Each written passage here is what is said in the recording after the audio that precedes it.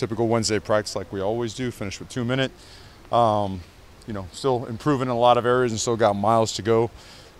Keeping the whole focus on physicality, execution, effort, playing with attention to detail, all things that we always do. So I won't bore you with all that stuff, but open to questions.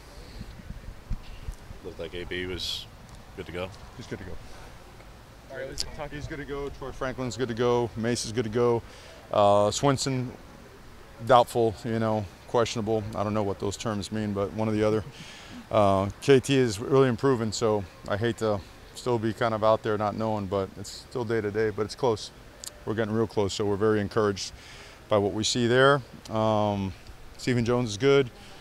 I'm trying to think who else that didn't play. Keith Brown's good, so that's where we're at right now with injuries. Having all those guys back, does it just give you like an extra juice? Not that it wasn't lacking, but knowing you're getting close to being at full power of ability of roster? Well, I wouldn't say we're at full power now. We're missing a lot of guys that are really, really good football players. So it's good. You want guys to practice extensively because that's when they're really good, right? That's when they bring a lot of value to the table. So, but it is encouraging. The most important thing is just practicing hard and practicing to a certain level, and that's what we're going to push. That's what we're going to keep emphasizing, the preparation. And all focus is on that. Conference play has begun. We know how that is. Every single week is a playoff game, every single one.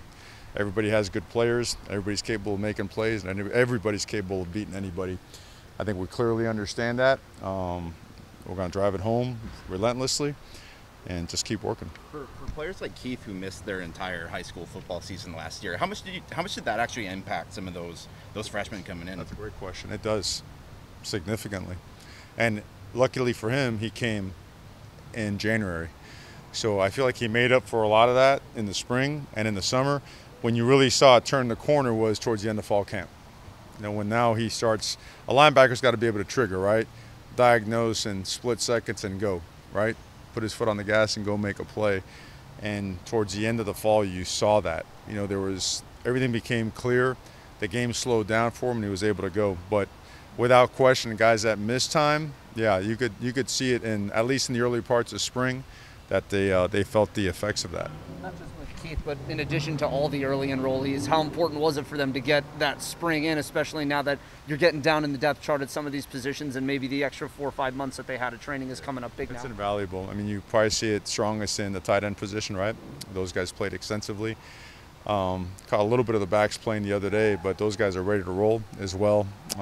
It's a good chunk of offensive linemen that are ready to go. Keith is a linebacker, obviously. I'm trying to think who else. There's guys in the secondary that are ready to play as well. Damon David has missed some time. He's just about ready to go this game as well. If he's not ready for this one, he'll be ready for the next one. So all that time that they were here and took those valuable reps, it's paid off.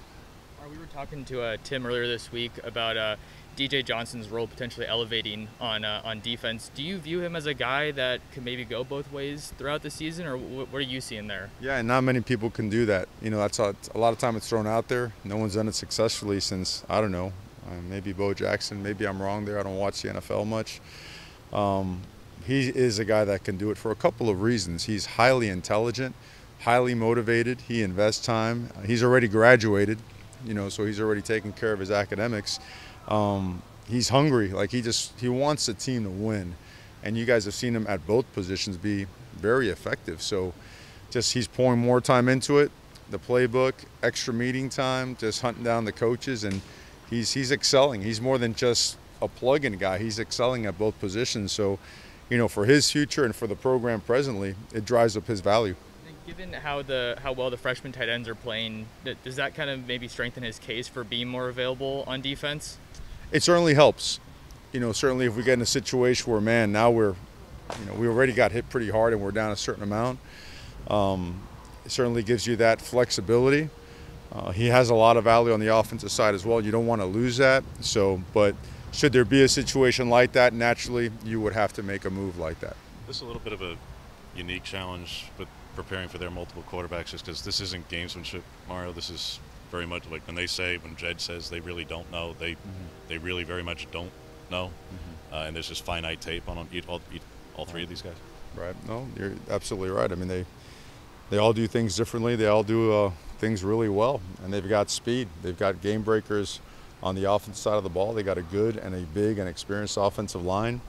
Receiver-wise, who also doubles as a punt returner, kick returner. I mean, they're explosive football players. So when they're in sync, they've shown how dangerous that they can be. So you got to prepare for a lot. So you got to be really sound. You got to be really disciplined. Your practices have to be on point because you have to rep a lot of stuff. And I'm sure they want it that way. They want to spread thin so that we do got to prepare for a lot of different things and then try to find their groove. So we know that the challenge that comes with that, we just got to keep preparing and preparing well. You mentioned him a little bit there in passing, but just what makes Berry Hill unique compared to other guys who are in multiple facets, other all-purpose kind of style players? Just explosive. You know, I think he leads the country in all-purpose yards, if I'm not mistaken. Just his ability to go 0 to 60, make a guy miss. You just don't see people. You don't see the first guy make a tackle much on him. He's a very good blocker. He could run by you. Very polished in what he does with his hands and his feet and setting himself up down the field. So, just all in all, it's an excellent football player. DJ James got beat a couple times deep, but overall, how would you assess the play at corner last weekend? Was solid. He had some plays he'd like to have back, and which is good. We got to really get on our guys about the importance of eye discipline and playing with great technique. It goes back to this. We see it every single week. Every team has good players in some way, shape, or form. And if you're not at your best, you're going to get your butt beat. And whoever thinks differently, that's just an arrogant disregard for the game of football and doing things right. And that's what we can never have. So, and I don't think DJ has that, but we make sure that we hammer the right things home all the time so that we can be consistent. The key to this whole thing is being consistent in how you play the next play, right? And we got to make sure that every single play is max effort, and once that one's done, boom, it's the next one. And to create the type of consistency that we need to create momentum. With that in mind, when film review on Sunday in particular, then where does that coverage sack rank? Because it wasn't just that Suava gets credit for it and the D-line got penetration. It's against max protect, and it's against the same play, basically, that they hit you for, that everybody adjusted, and I'm not sure anybody didn't do their job particularly well.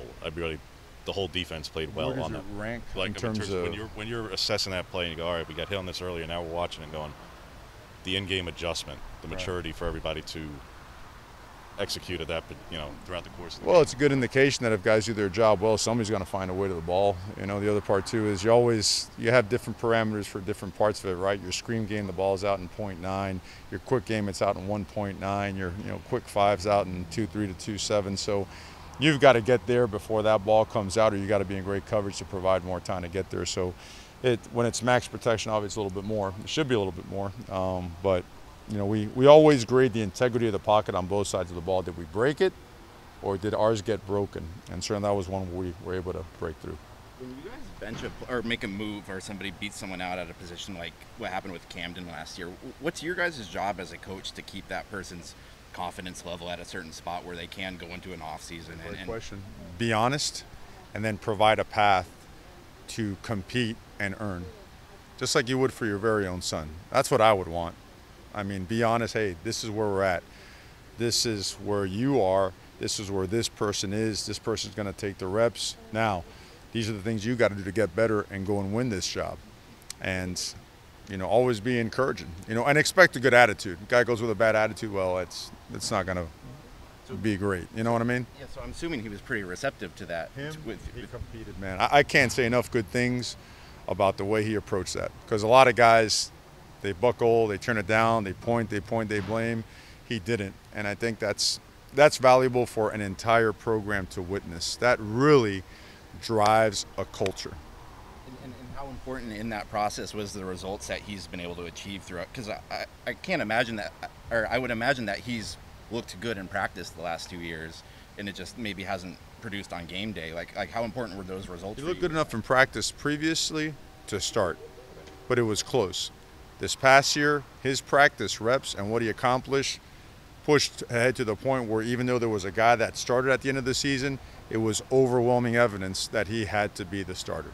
You got to believe and trust your eyes. Regardless of the noise, the perception, that don't mean anything. The guy proved it, and then come game time, he's done it thus far, knowing that, hey, that's what it's got to be. That's what it's got to look like. Are there certain tangible things for Camden in particular, Mario, but way of like touchback percentage? Well, it improves statistically, but somebody could just go, well, he kicked the ball harder. Well, yes, but in terms of his leg strength, are there certain tangible things that over the course of the last 2 years that he has improved by way of leg strength that you are yeah, I able to mean, share? development takes place. I mean, but talking about the actual technique, everything has to do with his hips approach and his plant foot, and he works at it. I know that he does have some people that he does confide in, back home, and as he, during the off season that have helped him. And he's worked at every bit of it, but it was technical. It wasn't ability. So he's got a powerful leg, and his touchback ratio is pretty high this year. It's made a tremendous difference for us. On the specialist, Tom Snee is a guy who's off to a really hot start. How integral has he been, just his improvement to you guys being a well-rounded football team in every facet? A lot of different ways, man. That guy's special. We took Tom Snee on a Skype because we couldn't get out there to Australia to go see him. 22-hour flight, I guess either way, right? You go, and something happened where we got jammed up, ran out of days or opportunities, and somehow someone was able to film it and get us to film, and it was really impressive. But then he got here and had to adjust, right? You got to get that ball off in 2 steps, and he just worked, and he just consistently got better and better and better, and he's more than a good player. He's a weapon now. How does a guy like that get on your radar? Oh, we recruit. We have ways. We work. We work. You've talked about that 2-step approach with him before. How different is it now compared to where he was at when he first got here? Very, tremendously different. Yeah, he was longer in his footwork. He was slower in his operation time. Inefficient with his drops, and all that stuff has changed. I'm not a kicking guru, so I'm not going to be exact. I think you might want to save some of those questions for him, but those are the things, those are the common, place things that we feel he's improved upon, and more than anything, it's just internally his makeup and his DNA is off the charts. The guy's a tremendous competitor. You speak to him and just his, really the last year and a half for him, Mario, because everybody's had their story, but I don't think he's gone home, like at all. So that's just different compared to literally anybody even else here. Mm-hmm. How he's handled that? He's done really well, and it's like everybody, we all have family things that need to be attended to. He's been really strong, very resilient. So, he's to be commended for his mental toughness, for his resiliency, and just finding a way to continue forging forward and improving.